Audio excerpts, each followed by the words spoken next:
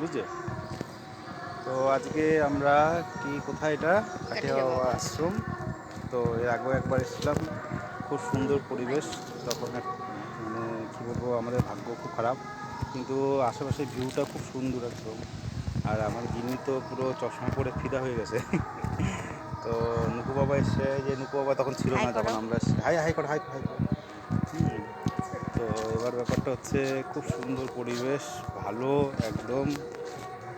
এই জায়গাটা মানে খুব ভালো, শান্তশিষ্ট, মানে সময় কাটানোর জন্য খুব ভালো। তো এবার মানে পরিবেশটা তো খুব ভালো। তো আমরা চাই আবার পুনরায় আমাদের গিন্নিকে নিয়ে আবার আসতে। মানে শীতের সময় আসলে খুব এনজয় করা যাবে, আনন্দ করা যাবে, অনেক লোকজন থাকে। এখানে একটা মেলাও হয়। কাঠিয়া আশ্রমটা তো গেটটা এখন বন্ধ করে দিয়েছে। তো কী করা যাবে, কিছু তো করার নেই। তো নুকু বাবাটা দেখো, নুকু বাবা, নুকু বাবা একটু তাকাও দেখিনি। এটা কে? এটা আমাদের নুকু বাবা, ঠিক আছে?